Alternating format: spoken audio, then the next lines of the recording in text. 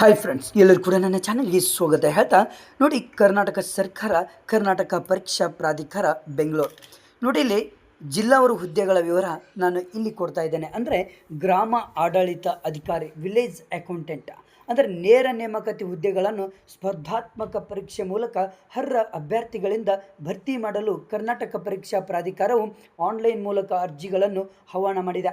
ಅರ್ಹ ಅಭ್ಯರ್ಥಿಗಳು ಸದರಿ ಹುದ್ದೆಗಳ ನೇಮಕಾತಿಗೆ ಅರ್ಹತೆ ಪಡೆಯಲು ಕರ್ನಾಟಕ ಪರೀಕ್ಷಾ ಪ್ರಾಧಿಕಾರವು ನಡೆಸುವ ಸ್ಪರ್ಧಾತ್ಮಕ ಪರೀಕ್ಷೆಗೆ ಹಾಜರಾಗಲಿಕ್ಕೆ ಜಿಲ್ಲಾವಾರು ಹುದ್ದೆಗಳ ವಿವರ ಈ ಕೆಳಗಿನಂತೆ ಇದೆ. ಬನ್ನಿ ಹಾಗಾದರೆ ನೋಡಿ, ಮುಖ್ಯವಾಗಿ ಬೆಂಗಳೂರು ನಗರದಲ್ಲಿ 20 ಹುದ್ದೆಗಳು ಇದ್ದಾವೆ. ವಿಲೇಜ್ ಅಕೌಂಟೆಂಟ್ ಅಂದರೆ ಗ್ರಾಮ ಅಧಿಕಾರಿಗಳು. ನೆಕ್ಸ್ಟ್ ಬೆಂಗಳೂರು ಗ್ರಾಮಾಂತರಕ್ಕೆ 29 ಹುದ್ದೆಗಳ ಸಂಖ್ಯೆಯನ್ನು ಕೊಟ್ಟಿದ್ದಾರೆ.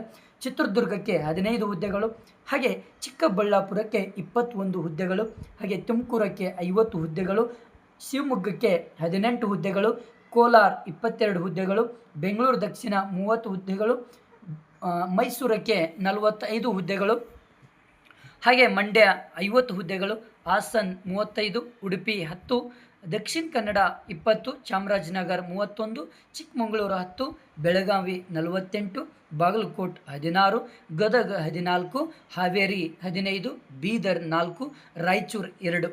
ಟೋಟಲ್ ಒಟ್ಟು ಹುದ್ದೆಗಳ ಸಂಖ್ಯೆ 505 ಹುದ್ದೆಗಳನ್ನು ಇಲ್ಲಿ ವಿಂಗಡಣೆ ಮಾಡಿದ್ದಾರೆ. ಪ್ರತಿ ಒಂದು ಜಿಲ್ಲೆಗೆ ಎಷ್ಟೆಷ್ಟು ಹುದ್ದೆಗಳು ಅನ್ನೋದು ಕೊಟ್ಟಿದ್ದೇನೆ. ಮುಂದೆ ಪ್ರತಿಯೊಂದು ಕೂಡ ಶೈಕ್ಷಣಿಕವಾದಂತಹ ಅರ್ಜಿ ಹೇಗೆ ಸಲ್ಲಿಸೋದು, ಎಕ್ಸಾಮ್ ಪ್ಯಾಟರ್ನ್, ಸಿಲೆಬಸ್ ಮತ್ತು ಯಾವ್ಯಾವ ಪುಸ್ತಕಗಳನ್ನು ಸ್ಟಡಿ ಮಾಡಬೇಕು ಅನ್ನೋ ಸಂಪೂರ್ಣವಾದಂಥ ಮಾಹಿತಿಯನ್ನು ಇಲ್ಲಿ ಕೊಡ್ತಾ ಇದ್ದೇನೆ. ಬನ್ನಿ ಹಾಗಾದರೆ, ನೀವು ವಿಲೇಜ್ ಅಕೌಂಟ್ ಅಂದರೆ ಗ್ರಾಮೀಣ ಅಧಿಕಾರಿಗೆ ವಿಲೇಜ್ ಅಕೌಂಟ್ ನೀವು ಕೂಡ ಅರ್ಜಿಯನ್ನು ಸಲ್ಲಿಸಬೇಕು ಅಂದರೆ ನಿಮ್ಮ ಶೈಕ್ಷಣಿಕ ವಿದ್ಯಾರ್ಹತೆ ಏನಾಗಿರಬೇಕು ಅಂದರೆ ನೋಡಿ, PUC ಅಥವಾ ತಸ್ಮಾನ ವಿದ್ಯಾರ್ಹತೆ ಅಂತ ಹೇಳ್ಬೋದು. ನೋಡಿ, ಸರ್ಕಾರದ ಸುತ್ತಲೇ ಸಂಖ್ಯೆ ದಿನಾಂಕ 27/2/2018 ಕರ್ನಾಟಕ ಪದವಿ ಪೂರ್ವ ಶಿಕ್ಷಣ ಮಂಡಳಿಯು ನಡೆಸುವ PUC ವಿದ್ಯಾರ್ಥಿ ತಸ್ಮಾನ ವಿದ್ಯಾರ್ಥಿಗಳು ಈ ಕೆಳಕಂಡಂತಿರುತ್ತದೆ. ನೆನಪಿಟ್ಕೊಳ್ಳಿ. CBSE ಮತ್ತು ICSE ಮಂಡಳಿಯ ನಡೆಸುವ ಕ್ಲಾಸ್ 12 ಪರೀಕ್ಷೆ, ಇತರೆ ರಾಜ್ಯ ಸರ್ಕಾರದ ಪರೀಕ್ಷಾ ಮಂಡಳಿಗಳಿಂದ ನಡೆಸುವ ಕ್ಲಾಸ್ 12 ಪರೀಕ್ಷೆ, national institute of open schooling ನಡೆಸುವಂಥ ಉನ್ನತ ಪ್ರೌಢ ಶಿಕ್ಷಣ ಕೋರ್ಸ್, ಯಾವುದೇ ಇದರಲ್ಲಿ ಕೋರ್ಸ್ಗಳನ್ನು ಮಾಡಿ ನೀವು ಮುಗಿಸಿದರೆ ಈ ಒಂದು ಅರ್ಜಿಯನ್ನು ಸಲ್ಲಿಸ್ಬೋದು. ನೀವು ಕೂಡ ವಿಲೇಜ್ ಅಕೌಂಟೆಂಟ್ ಆಗ್ಬೋದು. ನೆಕ್ಸ್ಟ್ ಬಂದುಬಿಟ್ಟು ಇಲ್ಲಿ ಮುಖ್ಯವಾಗಿ ವಯೋಮಿತಿ ಎಷ್ಟಾಗಿರಬೇಕು ಅಂದರೆ, ನಿಮ್ಮ ಈ ಒಂದು ವಿಲೇಜ್ ಅಕೌಂಟೆಂಟ್ಗೆ ನೀವು ಅರ್ಜಿಯನ್ನು ಸಲ್ಲಿಸಬೇಕು ಅಂದರೆ ಕರ್ನಾಟಕ ನಾಗರಿಕ ಸೇವೆಗಳು ನಿಯಮಗಳು ಇಲ್ಲಿ 1977ರಲ್ಲಿ ನಿರ್ದಿಷ್ಟಪಡಿಸಿರುವಂತೆ ಅರ್ಜಿಗಳನ್ನು ಸಲ್ಲಿಸಲು ನಿಗದಿಪಡಿಸಿದ ಕೊನೆ ದಿನಾಂಕದಂದು ಕನಿಷ್ಠ 18 ವರ್ಷಗಳು ತುಂಬಿರತಕ್ಕದ್ದು ಹಾಗೂ ಸರ್ಕಾರದ ಆದೇಶ ಸಂಖ್ಯೆ 2025 ದಿನಾಂಕ 29/1/2026 ಆದೇಶಿಸಿರುವಂತೆ ಒಂದು ಬಾರಿಗೆ ಅನ್ವಯವಾಗುವಂತೆ ಗರಿಷ್ಠ ವಯೋಮಿತಿಯಲ್ಲಿ 5 ವರ್ಷಗಳ ಸಡಿಲಿಕೆಯನ್ನು ನೀಡಿದೆ. ಬನ್ನಿ ಹಾಗಾದರೆ, ಸಾಮಾನ್ಯ ಅರ್ಹತೆ ಅಭ್ಯರ್ಥಿಗಳಿಗೆ 40 ವರ್ಷಗಳು ಅಂದರೆ 40 ವರ್ಷ ಆದರೂ ಕೂಡ 40 ವರ್ಷದ ಒಳಗಡೆ ಇದ್ದಂಥ ವಿದ್ಯಾರ್ಥಿಗಳು ಈ ಒಂದು ವಿಲೇಜ್ ಅಕೌಂಟೆಂಟ್ಗೆ ಅರ್ಜಿಯನ್ನು ಸಲ್ಲಿಸಬಹುದು. ಪ್ರವರ್ಗ 2A, 2B, 3A, 3B ಅಭ್ಯರ್ಥಿಗಳಾಗಿದ್ದರೆ ನಿಮಗೂ ಕೂಡ 43 ವರ್ಷಗಳ ಒಳಗೆ ಅರ್ಜಿಯನ್ನು ಸಲ್ಲಿಸಬೇಕಾಗತ್ತೆ. 43 ವರ್ಷಗಳ ಮೇಲ್ಪಟ್ಟಿದ್ದರೆ ನಿಮಗೆ ಆಗೋದಿಲ್ಲ.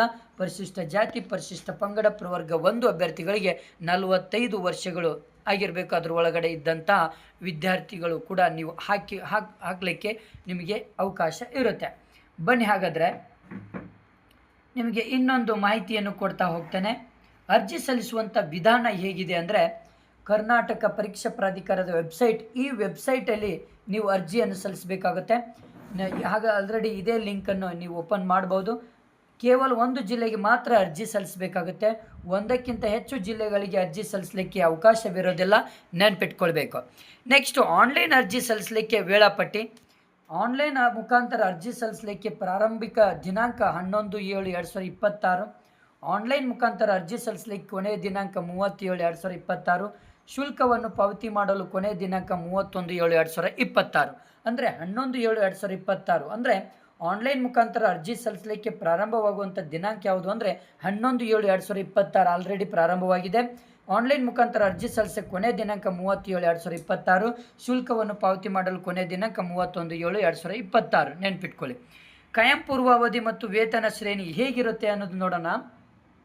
ಕಾಯಂ ಪೂರ್ವಾವಧಿ ನೇರ ನೇಮಕಾತಿ ಮೂಲಕ ಆಯ್ಕೆಗೊಂಡ ಅಭ್ಯರ್ಥಿಗಳು 2 ವರ್ಷಗಳ ಕಾಲ ಕಾಯಂ ಪೂರ್ವಾವಧಿಯಲ್ಲಿರ್ತಾರೆ. ವೇತನ ಶ್ರೇಣಿ ರೂಪಾಯಿಗಳಲ್ಲಿ 34,100, ಬರೋಬ್ಬರಿ ನಿಮಗೆ ರಿಟೈರ್ಮೆಂಟಿಗೆ 67,600ವರೆಗೂ ಪೇಮೆಂಟ್ ಸಿಗುತ್ತೆ.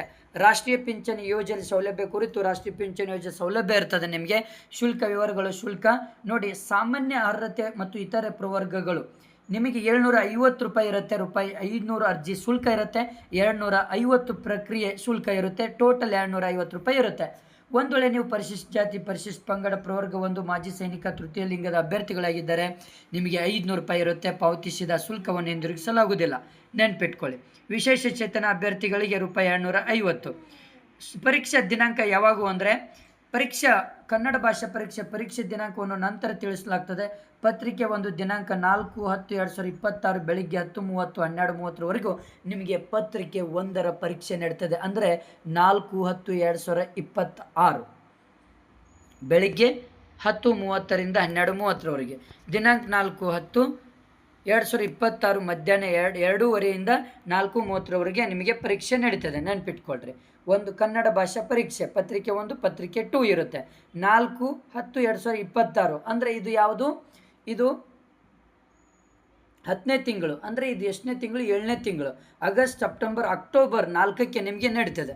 ನೆಕ್ಸ್ಟ್ ಸ್ಪರ್ಧಾತ್ಮಕ ಪರೀಕ್ಷಾ ವಿಧಾನವನ್ನು ನೋಡೋದಾದರೆ ಮೇಲ್ಕಂಡ ಹುದ್ದೆಗಳಿಗೆ ಸ್ಪರ್ಧಾತ್ಮಕ ಪರೀಕ್ಷೆಯನ್ನು ಆಫ್ಲೈನ್ OMR ಮಾದರಿ ಸ್ಪರ್ಧಾತ್ಮಕ ಪರೀಕ್ಷೆಗಳು ನಡೆಸಲಾಗುವ ಪರೀಕ್ಷಾ ಕೇಂದ್ರದ ವಿವರಗಳನ್ನು ನಂತರದಲ್ಲಿ ಇಲ್ಲಿ ತಿಳಿಸಲಾಗ್ತದೆ, ನೆನ್ಪಿಟ್ಕೊಳ್ಳಿ. ನೆಕ್ಸ್ಟ್ ಕನ್ನಡ ಭಾಷಾ ಪರೀಕ್ಷೆ ಕಡ್ಡಾಯವಾಗಿರ್ತದೆ, ನೆನ್ಪಿಟ್ಕೊಳ್ಳಿ. ಇಲ್ಲಿ ಗೈರು ಹಾಜರಾದ ಕನಿಷ್ಠ 50 ಅಂಕಗಳನ್ನು ಗಳಿಸಿದ ಅಭ್ಯರ್ಥಿಗಳು ಆಯ್ಕೆ ಪ್ರಕ್ರಿಯೆಗೆ ಅರ್ಹರಾಗಿರುವುದಿಲ್ಲ, ನೆನ್ಪಿಟ್ಕೊಳ್ಳಿ. ನೆಕ್ಸ್ಟ್ ಏನಪ್ಪ ಅಂದರೆ ಪ್ರಶ್ನೆ ಪತ್ರಿಕೆ ಹಾಗೂ ಪಠ್ಯಕ್ರಮ ಸಾಮಾನ್ಯ ಜ್ಞಾನ ಪತ್ರಿಕೆ 1ರಲ್ಲಿ ಏನೆಲ್ಲ ಕೇಳ್ತಾರೆ ಅನ್ನೋದು ಕೂಡ ಇದೆ. ಪ್ರಚಲಿತ ಘಟನೆಗೆ ಸಂಬಂಧಿಸಿ ಸಾಮಾನ್ಯ ಜ್ಞಾನದ ವಿಷಯಗಳು. ಬಿ ದೈನಂದಿನ ಗ್ರಹಿಕೆ ವಿಷಯಗಳು, ಭಾರತದ ಸಂವಿಧಾನ ಸ್ಥೂಲ ನೋಟದ ವಿಷಯಗಳು. ಡಿ ವಿಶೇಷವಾಗಿ ಕರ್ನಾಟಕಕ್ಕೆ ಸಂಬಂಧಿಸಿದ ಭಾರತದ ಇತಿಹಾಸ ಪತ್ರಿಕೆ 1 100 ಒಟ್ಟು ಪ್ರಶ್ನೆಗಳು ಇರ್ತದೆ, ಗರಿಷ್ಠ ಅಂಕಗಳು 100 ಇರ್ತದೆ, ಅವಧಿ 2 ಗಂಟೆಗಳನ್ನು ಕೊಟ್ಟಿರ್ತಾರೆ. ಇದು ಪತ್ರಿಕೆ 1 ಸಾಮಾನ್ಯ ಜ್ಞಾನಕ್ಕೆ ಸಂಬಂಧಪಡ್ತದೆ.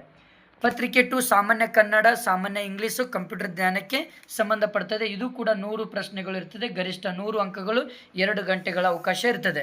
ನೀವು ಕಡ್ಡಾಯವಾಗಿ ಕನ್ನಡ ಪರೀಕ್ಷೆಯನ್ನು ಪಾಸ್ ಆಗಿರಬೇಕು. ಅವರಿಗೆ ಇಲ್ಲಿ ಏನಿರ್ತದೆ ಪತ್ರಿಕೆ 1, ಪತ್ರಿಕೆ 2 ನೀವು ಬರಿಬೋದು. ಋಣಾತ್ಮಕ ಮೌಲ್ಯಮಾಪನ ಕೂಡ ಇರ್ತದೆ. ನೋಡಿ, ಮೇನ್ ಇಂಪಾರ್ಟೆಂಟ್ ಈ ಸಾರಿ ಏನು, ಸ್ಪರ್ಧಾತ್ಮಕ ಪರೀಕ್ಷೆಯ ಪ್ರಶ್ನೆ ಪತ್ರಿಕೆಯು ವಸ್ತುನಿಷ್ಠ ಬಹು ಆಯ್ಕೆ ಮಾದರಿಯಲ್ಲಿದ್ದು ಪ್ರಶ್ನೆ ಪತ್ರಿಕೆಗಳಲ್ಲಿನ ಪ್ರತಿಯೊಂದು ಪ್ರಶ್ನೆಗೂ 4 ಪರ್ಯಾಯ ಉತ್ತರಗಳಿದ್ದು ಅಭ್ಯರ್ಥಿ ಏನು ಮಾಡ್ತಾರೆ, ಯಾವುದಾದ್ರೂ ಒಂದು ಸರಿ ಉತ್ತರವನ್ನು ಮಾತ್ರ ಆಯ್ಕೆ ಮಾಡತಕ್ಕದ್ದು.